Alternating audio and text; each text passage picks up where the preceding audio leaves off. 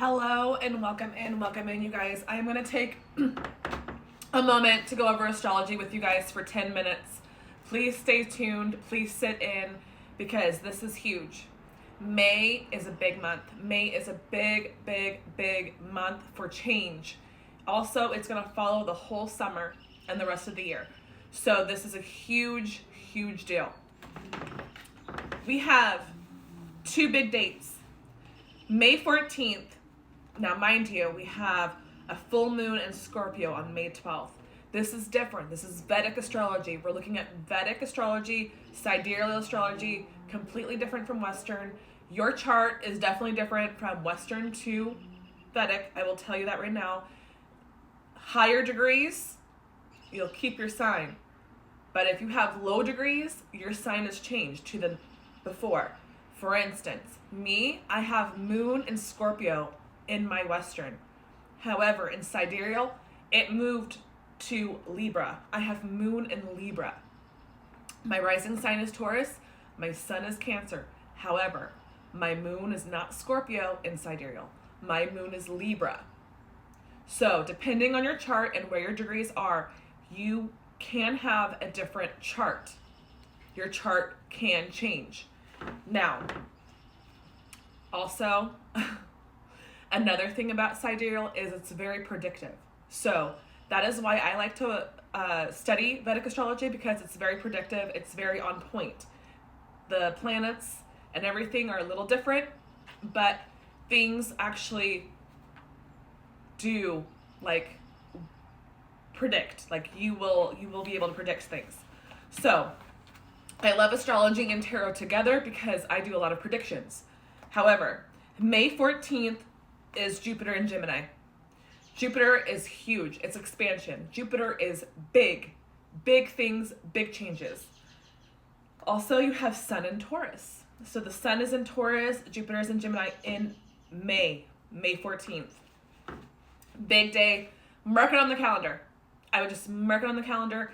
That day is going to be a big day. Depending on where your Gemini is with Jupiter, which house it is, because you have 12 houses, that is where the change will be.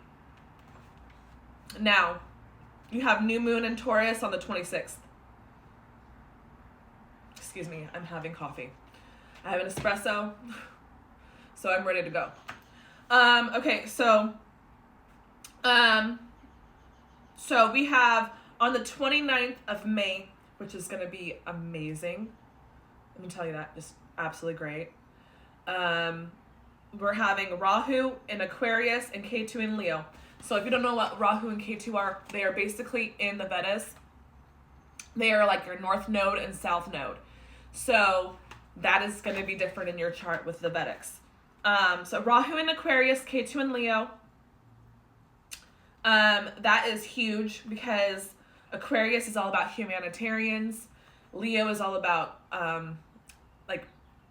confidence and pride and spotlight. So there's going to be a lot of things that are going to be unexpectedly happening, probably throughout the summer, for the world. Things are going to be just popping off. It's going to be all about humanitarian work and the spotlight. People are going to be exposed. It's just going to be a huge thing. So May 29th, mark it on your calendar. Mark May 14th on your calendar for Jupiter and Gemini. But just for you, I'll do a tarot read. So we'll do... I'm feeling predictions. That's going to be a whole different tarot deck. My Da Vinci's. 1 second. Okay, it stopped at 420. Just so you know. Is 420 something specific to you? All right, so we have already 6 of water and experience. Number 11. 11 in tarot. I'm not sure which arcana that is. Major arcana. Ooh, they're a little slippery. Okay, so for May 14th, Jupiter in Gemini. What is expected for the world? What is expected for the world for May 14th? Okay. We have airborne. We have planes. We have planes. Okay, repelling. Seven of air, action. Lord of water. Lord of water, 9 of fire, 7 of air, and 9 of water. I'm seeing aircrafts, airborne, and action. 9 of fire is repelling. So there's definitely going to be defense. Something's going to be on defense on May 14th. There's people, you know, making sure the border, the wall. So there's a wall being built. But the 9 of water with the airborne, there's something with planes. 6 of fire, victory. So I'm getting war.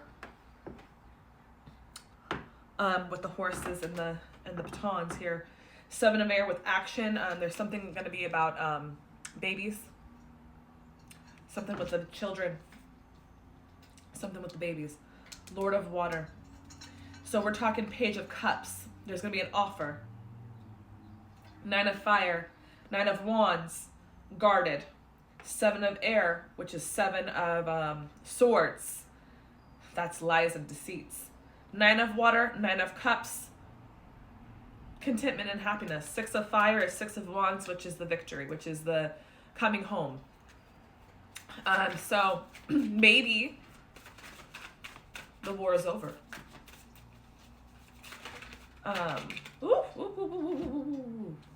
Jesus, Lord, help me. Okay, so Lady of Water, that's a Page of Water. Well, actually, no, it's not. No, it's not. You got the Lord of Water and the Lady of Water. So that's the, could be like the Knight. Well, Lady, it's different in the Da Vinci's. But we got 10 of Water, family. 10 of Cups. So yeah, May 14th, there's definitely something about families.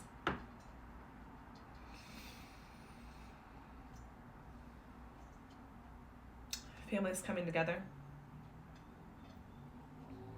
I mean, celebrations, right? Page of Fire.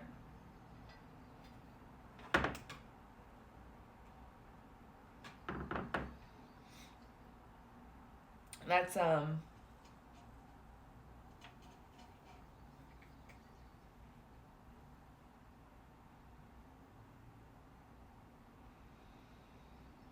you know, that I believe in this deck that's supposed to represent Lucifer.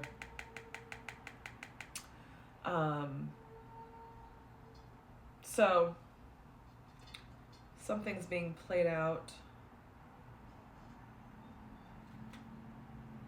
Okay. So May 14th is Jupiter and Gemini. So Gemini is all about communications. And these are big communications. This is expanded communications. And then you got the Sun in Taurus, which is the light being exposed on food, family, and finance. Food, family, and finance is Taurus. Gemini is the 3rd house, which is communication and short travel. So, if we're going to look at it in that context, this is making sense with the short trips on airplanes, the guardedness, people on guard, the babies, the family, that's, you know, family, food, and finance. And then you got, you know, something about water and fire. Which I'm thinking volcanoes, to be honest. Earthquakes, underwater. And that would bring the water and fire together. New beginnings. There's going to be new beginnings. And it's going to be a success. It's going to be very successful. Whatever is being done with the water, underwater volcanoes, and earthquakes in May.